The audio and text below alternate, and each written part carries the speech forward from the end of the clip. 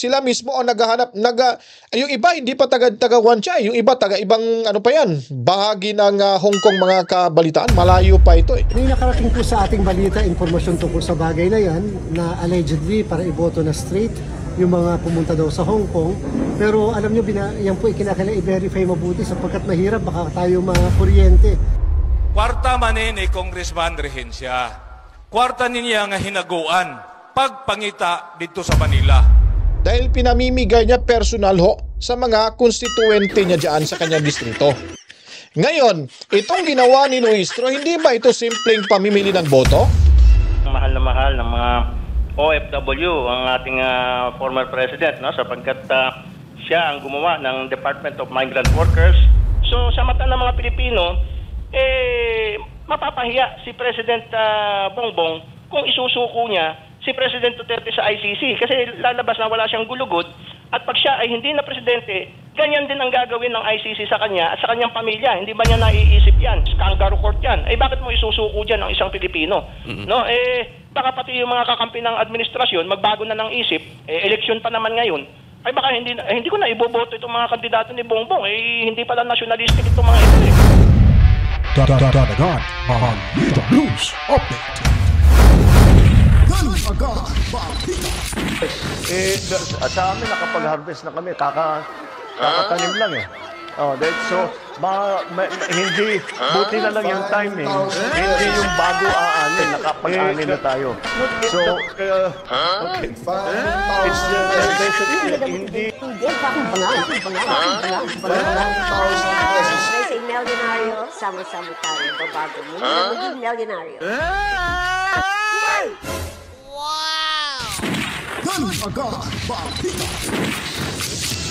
Alright, welcome back mga kabaitan. Nagbabalik naman ho tayo at pag-uusapan naman ho natin yung talagang malutong na malutong pa at mainit na usaping political sa ating bansa, mga kabalitaan.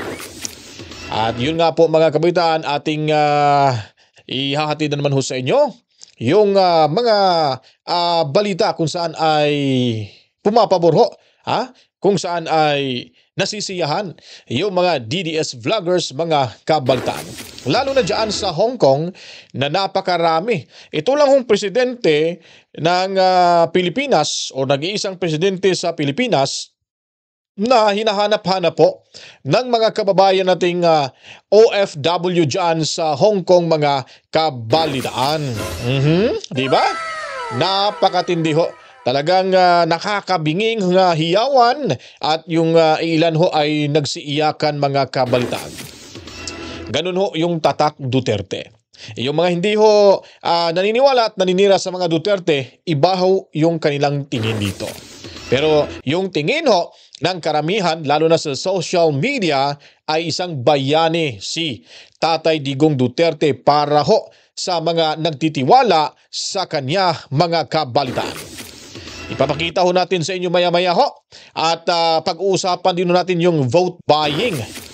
Sabi ng COMELEC, di ba? Hahabulin ho nila at pakakasuhan ho pag nalaman nitong isang politiko na bumibili ng boto at hindi dapat gamitin yung ayuda sa mga politiko na sasabihin sila yung nagmamayari sa pera.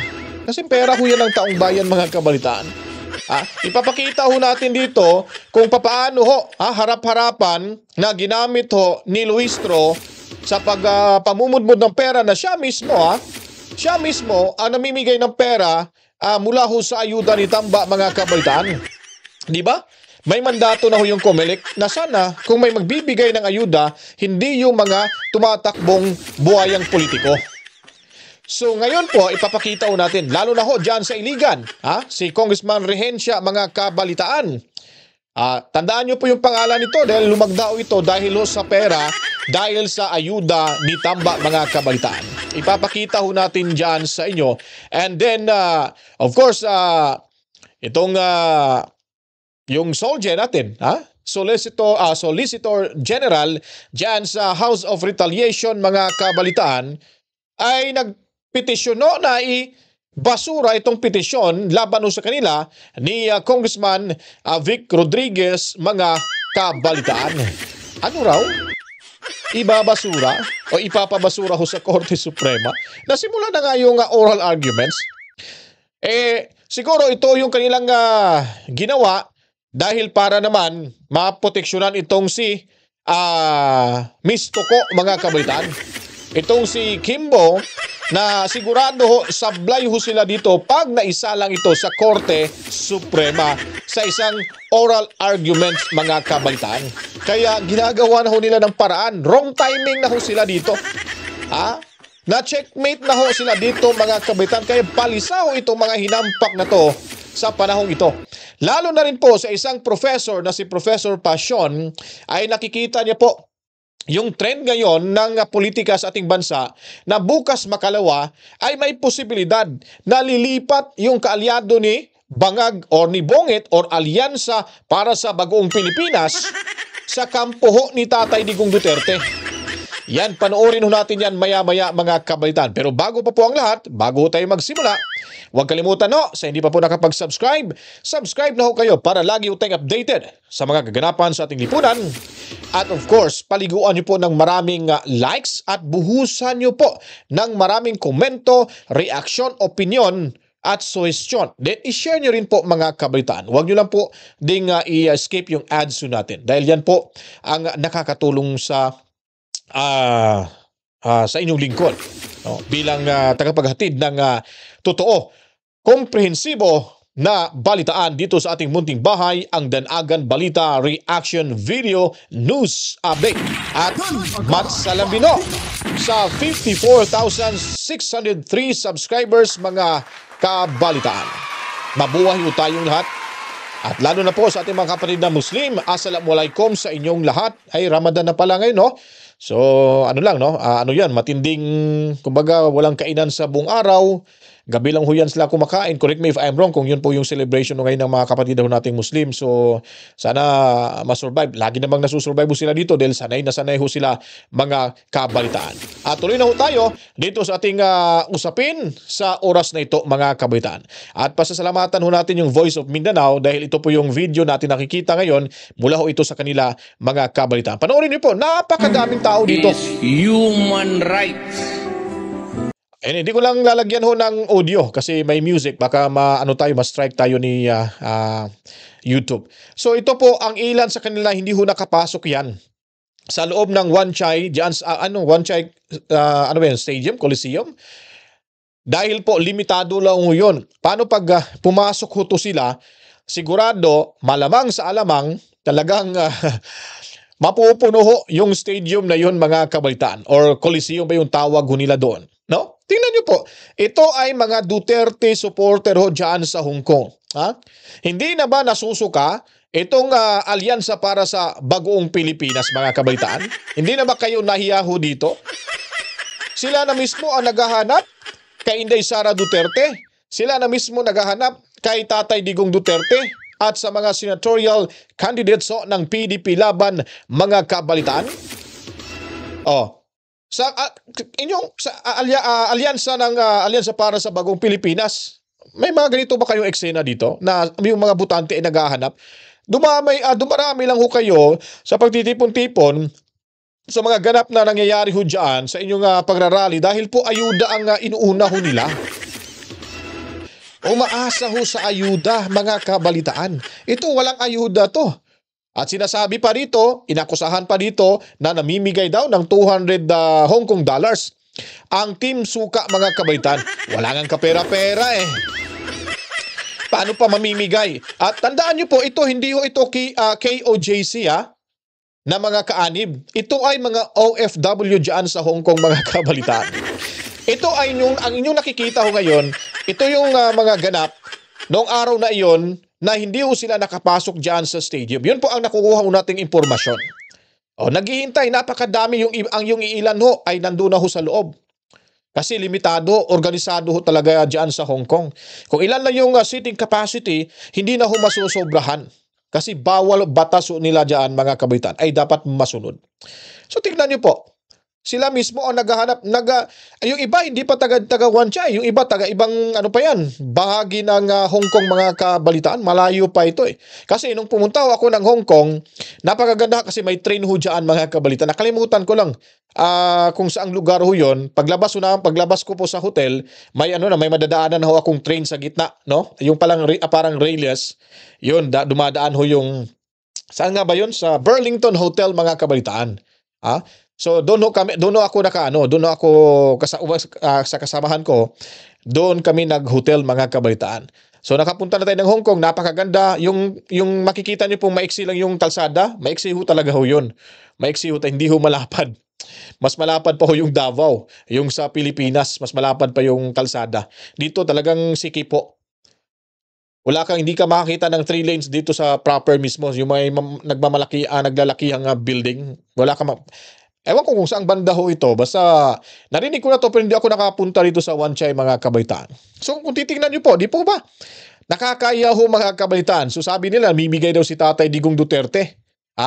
Namimigay daw si Tatay Digong Duterte ng 200 Hong Kong dollars yung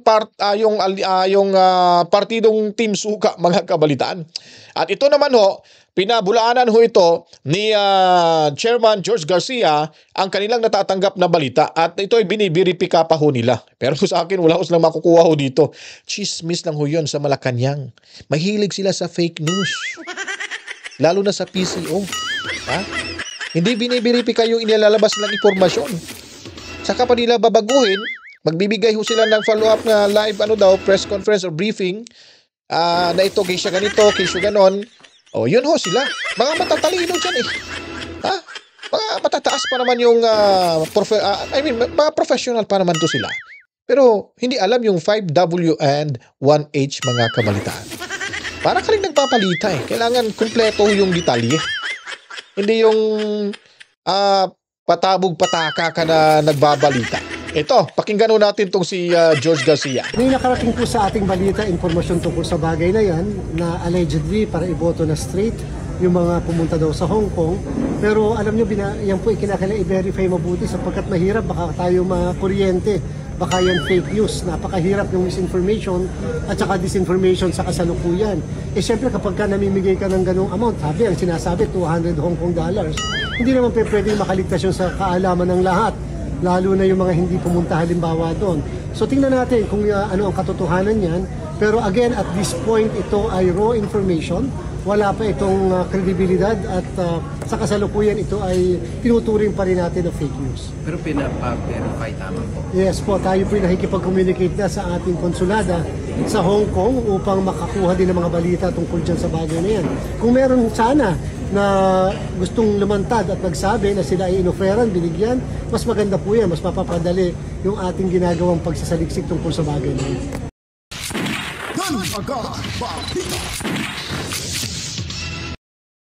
No, yun po mga kabaitaan at least in fairness din ho naman ni George Garcia, maganda ho yung kanyang komento dito, hindi niya ho talaga sinasalo ho yung mga natatanggap niyang impormasyon. Kumbaga kailangan muna niyang makipag-communicate doon sa konsulada para at least mabigyan ho sila ng tapat at totoong impormasyon. Kumbaga, i-verifikahin pa ho nila kung ano ho talaga ito. Pero wala ho talaga silang makukuha dito. Imposible mamimigay ng tag 200 Hong Kong dollars. Yung mga OFW pa nga gustong magbigay mga kabalitaan, mag-chip in.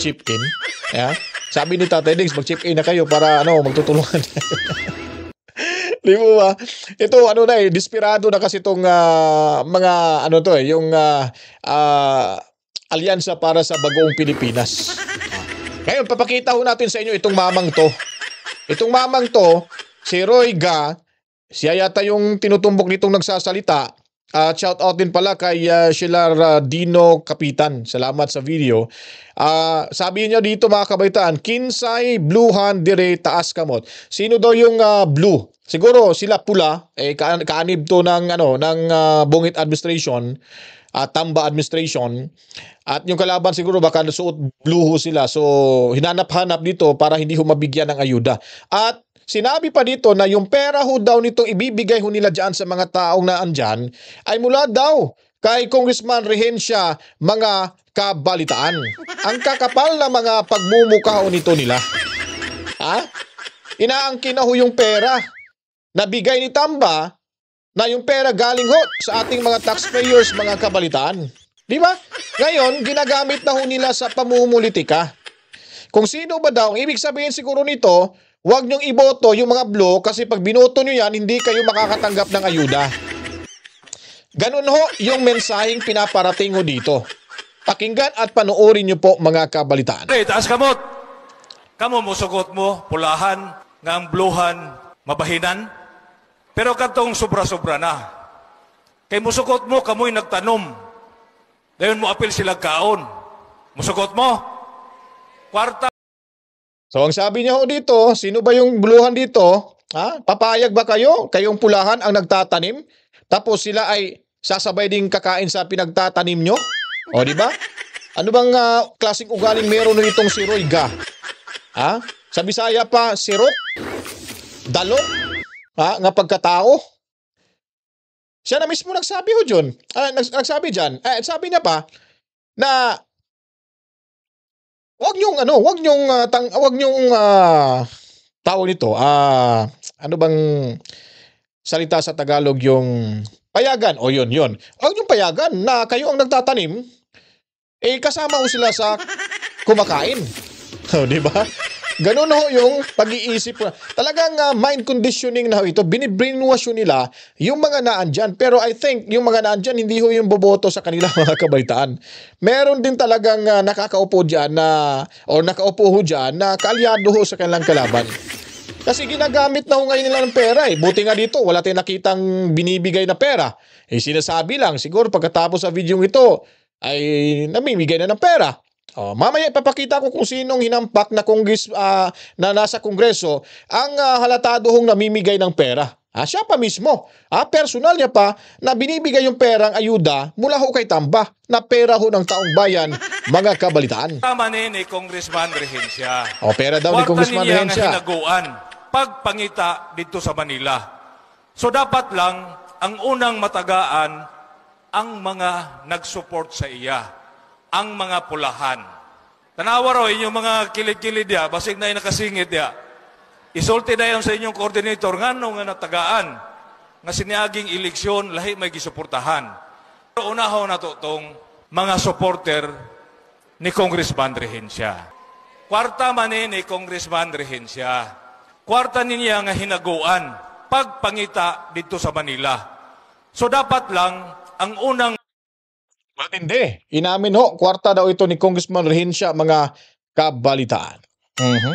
So ibig sabihin nun, yung kunyari, kung nabibigyan ho sila ng, kung totoo yung balibalita, 150 million. Pera pala ito ni Rehencia, mga kabalitaan. Kaya lumagda dahil may pera ho sa perma niya. Do you think wala hong kikickback ho dyan sa kanyang 150? Kung meron, ipalagay lang natin na binigyan ho siya ng 150 million budget para sa kanyang distrito dahil pumirma ho siya kay Sara Duterte. Do you think, mga kabalitaan, itong 150 million na natatanggap niya? Ipalagay lang ho natin na wala ho itong kickback na makukuha, mga kabalitaan. Yun ang mahirap po dyan sa mga politikong pera-pera yung inuuna, hindi ho yung kapakanan ng bawat mamamayan. Kawawa ho yung iligan dito. Parang unang distrito to, kung hindi ako nagkamali. Kawawa yung unang distrito dito. Kayo naghihirap dyan, pero yung binoboto nyo ay talagang yumayaman, mga kabalitaan. Kaya mag-isip-isip na rin ho kayo. Kung ganyan mga klaseng taong may mga prinsipyong makademonyo ho, mag-isip-isip na ho kayo dyan sa iligan. Sigurado ho, hindi man ngayon, bukas, makalawa, pero may panahon talaga na pagsisisihan nyo po pag ibinoto nyo itong si Iligan, 1st District Iligan Congressman Rehencia, mga kabalitaan. Kailangan ho natin ng leader na inuuna ang bayan at kapakanan ng bawat mamamayan at bawat kadistrito ho nila, mga kabalitaan. Hindi yung inuuna yung pera. Hindi na iniisip nito yung kinabukasan ng ating bayan. Alam niya ho kung gaano kakurap itong si Buaya. At kung may kurap na politiko, lulugmok ho yung bansa natin. Hindi natin mararamdaman ho ngayon. Sa susunod na mga panahon, saka pa ho natin sisihin yung ating sarili, mga kabalitaan. Ito, itong sunod na ipapakita ho natin sa inyo, napakatindi ho. Hindi nyo po makikita dyan sa screen ho natin pero nakikita ko sa monitor ko, sariling monitor ko. Ito, papakita ko lang ho sa inyo mga kabalitaan. Ang trabaho ng Kongreswoman ay hindi ang magpapailaw. Ang trabaho ng Kongreswoman magpasa ng batas. O sige, dyan na lang muna tayo kasi may music mga kabaitaan. So marami ho siyang sinasabi ho dyan, magpasa daw ng batas. Pero kung makikita nyo po dyan, yung mga tao sa baba ng video, may nakapila ho. Sinishake hands niya pa nga eh. Nagbibilang ho ng pera dito si Luistro. Nagbibilang ho siya ng pera dahil pinamimigay niya personal ho sa mga konstituente niya dyan sa kanyang distrito. Ngayon, itong ginawa ni Luistro, hindi ba ito simpleng pamimili ng boto? Gamit ang pera ni Juan mga kabalitaan? Eh sabi niya rito, trabaho niya gumagawa lang ho ng batas. Bumabalangkas lang ho sila ng batas at nakikipagdebate ho para sa kapakanan ho ng kanilang distrito at ng mamamayang Pilipino. Hindi ho sila namimigay ng pera pero dito ho sa AKAP ay personal niya pong binibigay. Inaabot niya ho mismo sa kanyang mga constituents. Di nyo lang makikita mga kabalitaan. Pero dito sa akin nakikita ko po. Ganito na ba ho talaga yung sistema ng ating gobyerno? Na hindi na ho nire-respeto yung batas? At sinasabi ho nila hindi mapopoliticize itong budget ng ayuda ni Tamba. At dahil may panuntunan ho kaming sinusunod. DSWD, ano nangyari sa inyo?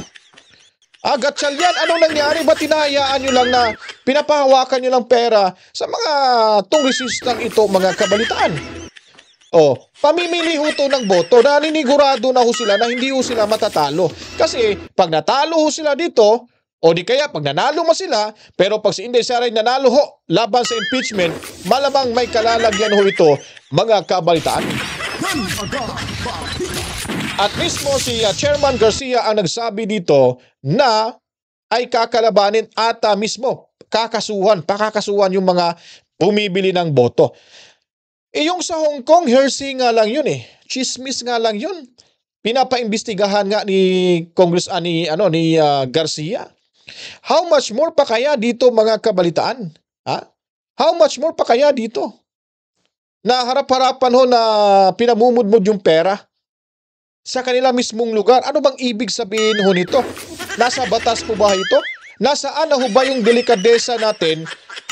Luistro, hindi ka kaaya-ayang tawagin congresswoman kasi hindi ka karespeto. Luistro, ano ba? Asan na yung yung delikadesa ho natin dito? Diba? Abogada ka pa naman, parang mangkatuloy sa batas. Sabi nga nito Pasyo, matalino ho itong si Luistro. Pag ang kaharap ay mga gago. Pero pag kaharap nito ay matatalino rin, nagiging bobo rin ito mga kabalitaan. So balikan ho natin itong vice cam. Bigyan ko lang po kayo ng overview ho nito. Itong nakikita ho natin, petition ho ito mga kabalitaan sa Solgen, sa House of Representatives. Dahil gusto niya po itong ipawalang visa or ipadismiss ho. Kasi nga, ang sinasabi ho rito mga kabalitaan, ayaw ho siguro, sa sobrang takot siguro, baka ayaw nilang papuntahin si Kimbo, baka kasi magkabulilyaso ho sila dito mga kabalitaan. So, ipapakita ko lang po sa inyo yung kanilang petisyon. Ito po. Kung makikita niyo po ho dyan, pakatitigan niyo po, ang sabi po kasi dito na pinapabasura ho ng Office of the Solicitor General ang inihaing petisyon mga kabalitaan ng kampo ho, mula sa kampo nina Attorney Vic Rodriguez sa Korte Suprema mga kabalitaan. Kumbaga, kanilang kinwestiyon sa General Appropriations Act o National Budget ng ating bansa noong 2025 parang ngayong 2025. And then base sa komentong isinumiti ho ng Office of Solicitor General sa Korte Suprema, mga kabataan. Sinabi ho dito na hindi umano labag sa batas yung pinakadulo dyan, hindi umano labag sa batas ang nilalaman ng budget at hindi daw na nasunod ang hierarchy of courts sa pagsasampa ng petisyon sa kampo ho ni Attorney Vic Rodriguez. So ba't ngayon lang po sila sampa ng petisyon na nasimula na ho yung oral arguments? So ibig sabihin nun, natataranta na ho itong si Kimbo. Baka ito na yung naging dahilan kung bakit sila nagpetisyon. Baka inutusan ni Kimbo para mapawalang bisa itong oral arguments or investigasyon sa Vice Cam report, mga kabaitan. Naging syalala na ho sila dyan. Naging parang hindi na ito makakatulog ng maayos si Kimbo. Sigurado ho, pag naisa lang ho ito sa Korte Suprema, nako, baka siguro pag-uwi ng bahay nito, baka iinom na ito ng maraming iinom na ito ng maraming nakakalasing na inumin, mga kabalitan. Baka mawala sa sarili ng isang minuto. Hintayin natin sa April 1 yun. Parang yun yata yung schedule 1 to 3. Parang April 1 yata yung sunod na oral arguments diyan sa Baguio City, mga kabalitaan. Anyways, lipat tayo dito sa isang professor na kung saan po ay nakikita niya ho dito na madami na daw. Posibleng marami hong lipat bahay ho. Mag-over the backwood patpunta ho sa PDP laban mula ho sa kampo sa alyansa para sa Bagoong Pilipinas. So pakinggan ho natin si Professor Passion dito, mga kabalitaan. Ang mahal ng mga OFW ang ating former president, no, sapagkat siya ang gumawa ng Department of Migrant Workers at siya rin ang nagsakatuparan ng ospital para sa mga OFW, bangko para sa mga OFW at marami pang ibang mga ginawa niya, no, at yung OWA, no, pinaganda ni President Duterte yung serbisyo ng OWA. Kaya talagang mahal na mahal siya ng mga OFW. Matatandaan natin nung siya ay tumakbo para presidente ay yan ang kanyang pinuntahan. At ngayon, eleksyon na naman ay hindi niya nakakalimutan ang mga OFW. Hindi siya nagbabago. Parating number 1 priority niya ang mga OFW, ang mga bagong bayani at ang mga pamilya ng ating mga bagong bayani. So sa mata ng mga Pilipino, mapapahiya si President Bongbong kung isusuko niya si President Duterte sa ICC kasi lalabas na wala siyang gulugod at pag siya ay hindi na presidente, ganyan din ang gagawin ng ICC sa kanya at sa kanyang pamilya. Hindi ba niya naiisip yan? At yung mga susunod pa mga Duterte, mga president natin, katulad ni President Duterte, our future presidents, i-blackmail nila. No? Halimbawa, ididemanda ka namin sa ICC pag hindi mo ibigay sa amin itong mga natural resources ng Pilipinas. Okay, didemanda namin ikaw sa ICC, Mr. President of the Philippines, pag hindi ka gumawa ng batas na dapat mababa ang sweldo niyan sa Pilipinas para makinabang ang aming mga korporasyon. So, magiging president, dangerous president, ang magsuko ng isang former president sa ICC. Kasi yan gagamitin sa mga future presidents natin para ma-blackmail sila, tatakutin sila. Uy, ma-ICC ka pag hindi ka sumunod sa utos namin. Ibigay mo lahat ng mga natural resources ng Pilipinas sa amin. Bigyan mo ng napakababang sweldo ang mga Pilipino para yung aming mga multinational corporations makinabang. So, dangerous president po yan. Dapat i-maintain natin yung ating independence at saka sovereignty as a republic. Pinaglaban niya nila Dr. Jose Rizal, nila Andres Bonifacio. Huwag nating isuko. Ganyan-ganyan lang. No? Ang Pilipino dapat nililitis sa Pilipinas. Kung saan nangyari ang krimen, doon dapat litisin ang tao. Yung kung saan nangyari yung alleged crime. Yung pinangyarihan. Sa Pilipinas nangyari yung alleged crimes di dapat sa Pilipinas litisin, hindi po ba? Sir, medyo maiba lang ako ng konti bago ko ibigay kay kapartner Franco. Binawi ng US yung kanilang mga military aid sa iba't ibang bansa na nakapag-commit na sila. Sa tingin niyo, sir, sa administrasyon ni President Donald Trump, ano yung mangyayari sa mga EDCA bases natin dito sa ating bansa? Well, yan nga, no? Kaya nga nakikipagkaibigan ng husto si President Bongbong Marcos sa Amerika at sa Western countries ay para hindi nila alisin yung kanilang mga puwersa at yung kanilang alyansa sa Pilipinas. No, kasi isa yan sa mga consideration na natetreten kasi ang Marcos administration sa China, no? Lalo na merong bagong issue na naman na statement ang China na ang Palawan daw properly belongs to China at parang balak pa nilang bawiin yung Palawan. Napakayaman po sa langis ng Palawan at natural gas. So natetreten yung Marcos administration. So talagang nakikipagkaibigan ng todo-todo sa Amerika at saka sa Western countries kasi on our own, dahil nga hindi tayo nagko-conduct ng Self-Reliance Defense Program, hindi katulad ng panahon ni Marcos Sr., meron na tayong bongbong missiles, no? Kapangalan pa ng ating Pangulo ngayon, bongbong missiles. Kasi ang labanan ngayon, missiles na at saka mga drones. Nakita ninyo sa Ukraine, missiles at saka drones na ang labanan, no? So wala tayong capability to make our own missiles, no?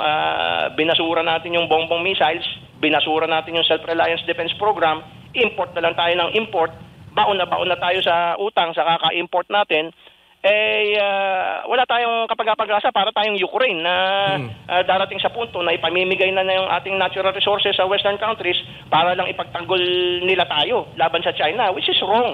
We should be the ones that should be making our own weapons. At para magkaroon tayo ng defense industry, para magkaroon ng trabaho ang mga Pilipino dito sa Pilipinas, hindi na kinakailangan mag-abroad para lang magkaroon ng trabaho. Pag meron tayong sarili nating defense industry na preferably owned by the government, hindi private, kasi pag private, magiging negosyo yan, ano? Government-owned defense industry, we will be able to provide jobs here in the Philippines, and our Filipinos will no longer have to go abroad just to earn a living. At hindi na nila kailangan maging domestic helper, maging factory worker na sila sa ating defense industry dito sa Pilipinas, at makakapiling pa nila ang kanilang mga pamilya. Hindi sila malalayo sa kanilang pamilya. Mawawala yung social cost of migration. So, yan pinagsasabi ni President Duterte nung araw yan, kaya lang 6 years lang yung kanyang term, hindi niya nabigyan ng katuparan. Pero ngayon, si President Marcos Jr., sana ipagpatuloy niya yung pangarap ni President Duterte na magkaroon tayo ng Self-Reliance Defense Program at yung ginawa ng kanyang ama mismo na meron tayong Self-Reliance Defense Program, meron ang bongbong missiles. Sana ganyan, huwag tayong umasa sa mga dayuhan. No? Sabi nga ni President Erap, walang magmamahal sa Pilipino, kundi kapwa Pilipino. No? Pagka it push comes to shove, nakita mo naman ang Amerika, iniwan na ang Ukraine, nakipagkaibigan na sa Russia. Paano kung iwan tayo ng Amerika at makipagkaibigan na sa China? Sapagkat ang China ang pinakamalaking market sa buong mundo. There are 1.4 million consumers. Bibili yan ng mga produktong Amerikano. Di kikita ng malaki ang Amerika. Negosyante si Trump. Ilan lang ang Pilipino? 110 million Filipinos lang tayo. Konti lang yung ating consumers. As compared to China, 1.4 million. Sino pipiliin ni Trump being a businessman? Saan ka makakabenta ng mas maraming produkto na made in US? Sa Pilipinas, na 110 million lang ang population? O sa China, na 1.4 billion ang population? So, negosyante si Trump, naturally, makikipagkaibigan siya sa China. Maiiwan tayo sa pansitan. Sir, nabanggit mo na iniwan ng Amerika yung ng Ukraine at nakipagkaibigan sa Russia. Hindi ba ito parang wake-up call sa atin na bumalik na sa independent foreign policy, considering na nung nakaraan na sa administrasyon ni former President Joe Biden ay pinangakuan tayo ng ironclad commitment, $500 million na military aid, pero walang nangyari at nagpalit na ng administration ng US. Hindi ba dapat parang magiging wake-up call na to sa ating Pangulo na bumalik na sa independent foreign policy? Dapat lang, kasi nga, bakit natin ini-export yung ating natural resources as raw materials? Bakit hindi natin ikuha ba? Ang dami nating iron ang dami nating manganese. Pwede tayong gumawa ng integrated steel mill kasi ang iron, ang manganese, ginagawang steel. Hindi ka makakagawa ng tangke, eroplano, missile, o ano pa man, pag walang steel. Kaya yan ang inuna ni President Quezon at saka ni President Marcos. Lahat ng mga presidente natin, magmula kay Quezon hanggang kay Marcos, ang inuna yung integrated steel mill dyan sa Iligan na ang nagpapower ay yung Maria Cristina Falls para mura yung electricity kasi nagko-consume ng napakalaking electricity ang isang integrated steel mill. Kaya yan kumukuha ng kuryente sa hydroelectric power plant ng Maria Cristina Falls. Bakit pinatay yan nung panahon ni Cory at saka panahon ni President Ramos, allegedly sa utos ng mga Amerikano para hindi tayo maging industrialized? Kasi nung panahon ni President Marcos Sr., gumagawa na tayo ng mga Scorpion tanks under license from Britain. At yung steel na ginagamit doon sa Scorpion tanks na yan ay nanggagaling sa National Steel Mill sa Iligan. No, at pati yung bongbong missiles, yung mga steel components nanggagaling sa Iligan, National Steel Mill ng Pilipinas. It's about time na yung kinikita na dolyares ng ating mga OFWs na billions upon billions of dollars ay gamitin natin in coordination with our authorities in our natural resources, no, ay i-convert natin yung ating mga natural resources into finished products. No, yung ating copper. Naku, napakahalaga ng copper, no? Hindi aandar ang kuryente o ano pa mang electronic item kung walang copper. Tayo napakayaman sa copper. At meron ng pinagawang copper smelter si President Marcos Sr. diyan sa Leyte, ay pasar, ay privatize, napunta sa isang foreign corporation, no? Meron tayong Philfos, no? Ang mahal-mahal ng bigas. Meron tayong paggawaan ng fertilizer, pinagawa ni President Marcos Sr. Abay, anong nangyari? Tila, ayun, privatize din at pinatay. So lahat ng mga ating industries ay pinagpapatay ni President Cory sa utos ng mga Amerikano, kasi mga Amerikano nagluklok kay Cory sa kapangyarihan eh. So sunod-sunuran si Cory sa mga Amerikano, pinatay lahat ng 11 major industrial projects kasama yung Bataan Nuclear Power Plant, Integrated Steel Mill, Philpos, Pasar, Baseco, Pilseco, lahat ng ating Self-Reliance Defense Program, pinatay lahat. Now, this is the golden opportunity for the son of President Marcos Sr., Bongbong Marcos, for whom the Bongbong missiles were named, to revive our 11 major industrial projects and our self-reliance defense program para hindi na tayo umasa sa mga dayuhan. Gumawa tayo ng sarili natin mga jet fighters, gumawa tayo ng sarili natin mga missiles, mga drones, mga barko. Paano ka makakagawa ng barko kung wala kang integrated steel mill? Kailangan na napakaraming steel para makagawa ng barko. Hindi pwedeng itapon ang kinikita ng overseas workers sa importation ng armaments. Dapat tayo mismo ang gumawa. No? Gawin natin yung ginawa ng South Korea. Nag-industrialize ang South Korea sa tulong ng mga dollars na kinikita ng kanilang South Korean overseas workers. Ngayon, yung overseas Filipino workers kumikita ng billions upon billions of dollars. Gamitin natin yung billions upon billions of dollars na yan para mag-industrialize tayo, para hindi na tayo aasa sa ibang bansa. At yung Bataan Nuclear Power Plant, it was the first step for us to be able to make an atomic weapon.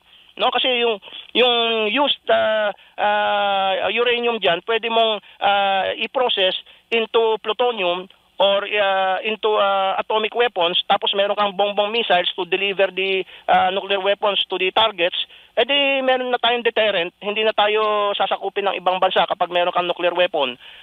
Yan yung yung vision ng tatay. Ay nagtataka tayo bakit yung anak parang kabaligtaran, no? Parang takot na takot sa westerners at hindi nagpapakita ng independent foreign policy, no? Parang sunod-sunuran lamang. Paano kung iwan tayo sa pansitan? Ay kawawa tayo, no? Correct, Prof. At nakita naman natin kung gaano kahalaga na magkaroon ng sarili nating bansa ng isang matibay na military hardware. Pero maiba lang po ako saglit, Prof. Gusto ko lang po balikan yung nangyayari ngayon sa Davao City. Dahil kagabi, merong kumakalat na video, may mga nakuha tayong video, at the same time, may mga supporting na mga balita rin tayo natatanggap patungkol sa pagdagsa ng mga kapulisan. Ito, kung ating babalikan, yung naganap na 16-day siege sa loob ng compound ng KOJC. Ito yung gagawin ngayon sa balitang ito, kaugnay sa ICC, yung paghuli po kung saan 7,000. Mas marami pa po.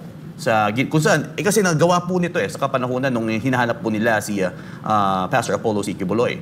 At ngayon po, Prof, ano po nakikita nyo sa mga ganitong kaganapan na nag-uumpisa na po parami ng parami ang kapulisan? Nakita nyo may riot shield pa na dala.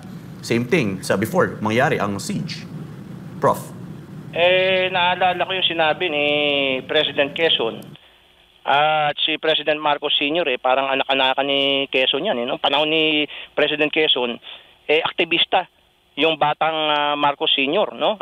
Napapagbintangan nga na kaliwa, no? Pero naging anak-anakan siya ni President Quezon, itong si Marcos Sr. Bumilib si President Quezon sa kanya. At ano ang sinabi ni President Quezon, no? Sabi ni President Quezon, "My loyalty to my party ends when my loyalty to my country begins. Yan ang golden knowledge na ipinasa ni President Quezon kay President Marcos Sr. No?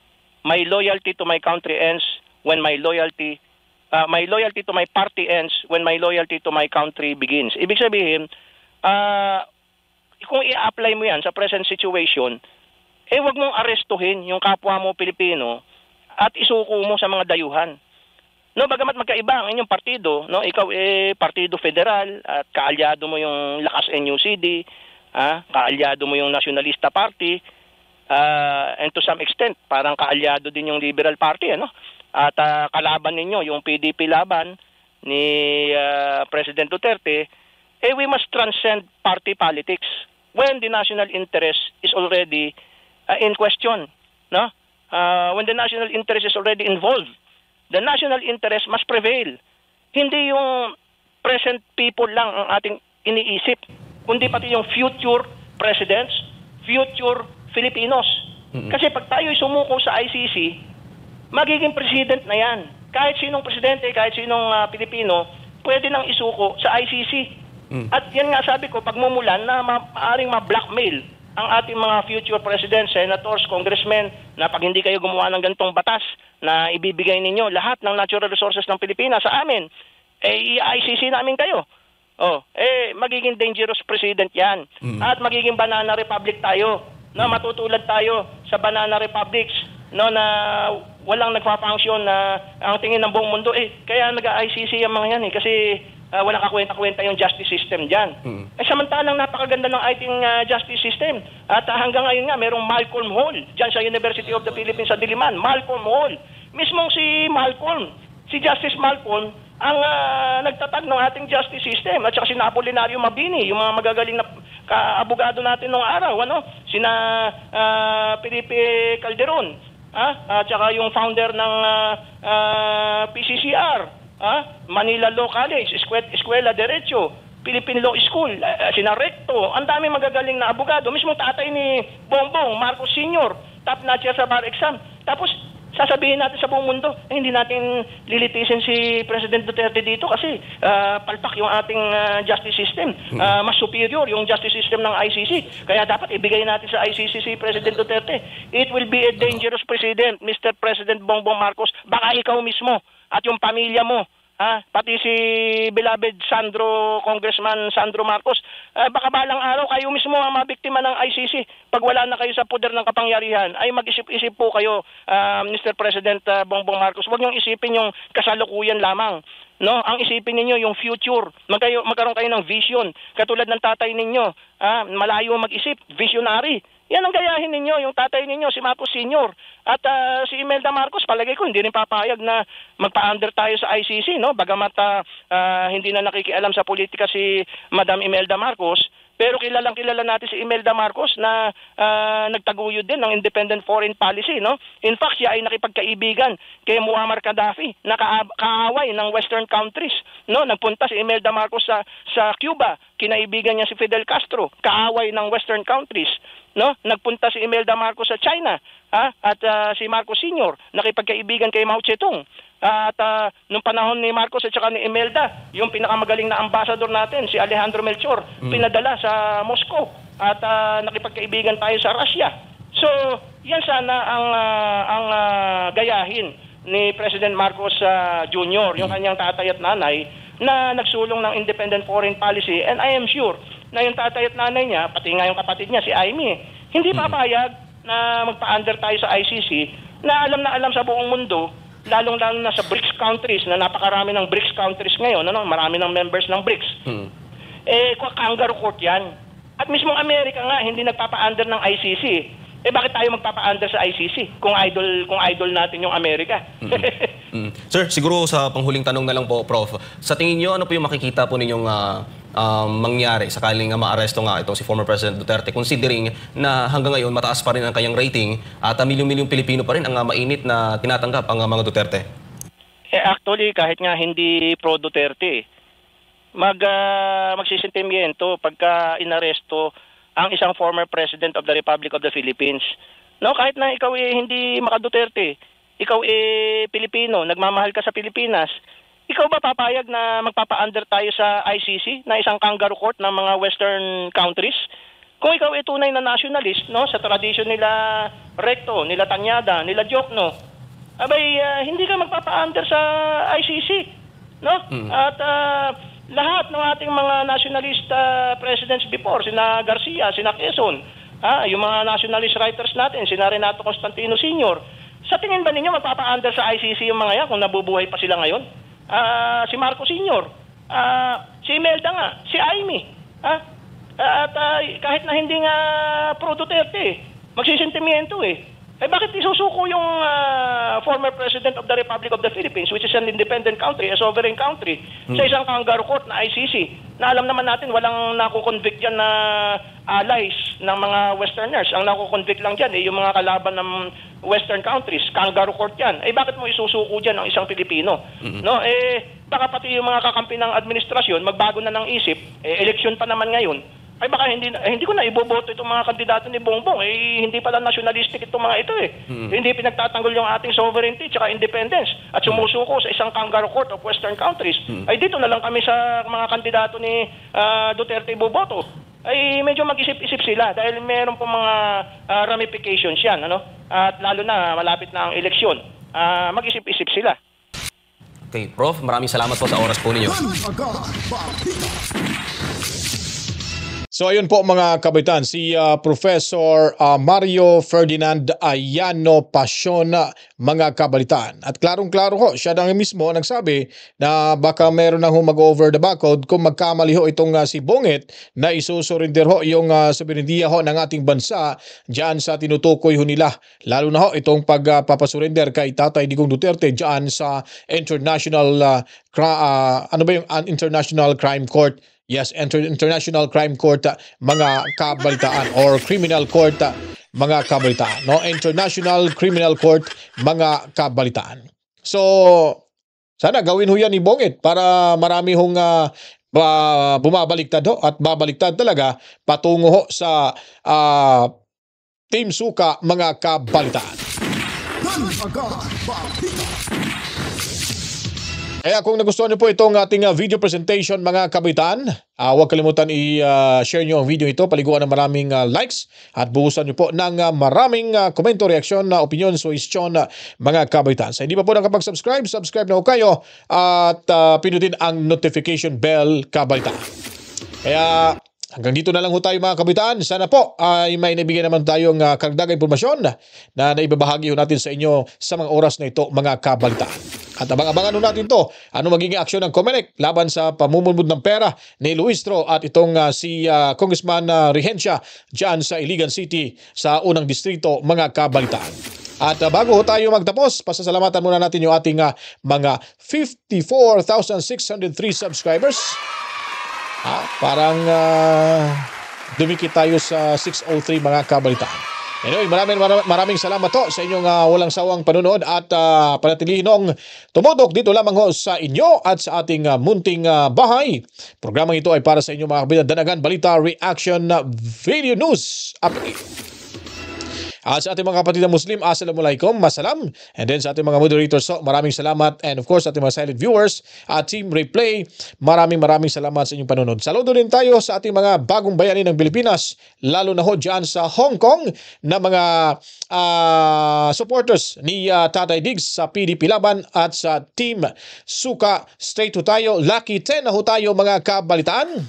Diretso natin sila sa Senado para ho may panalo may panalo natin lahat ang kaso na isinampa nila laban kay VP Sara Duterte. At maraming salamat sa panonood. Itong si Mami Rose at Daddy Birding Tuwis family dyan sa Cebu City. Mabuhay ho tayong lahat, mga kabalitaan. Luzon, Visayas at Mindanao, sa maglupalop nating mundo na may mga Pilipino, ito ay para sa inyo, kabalitaan. At ako na po ay magpapaalam na. To God be the glory. Mama, chip chip. Peace out. Kita-kits tayo sa ating pagbabalik sa ilang mga oras, kabalitaan.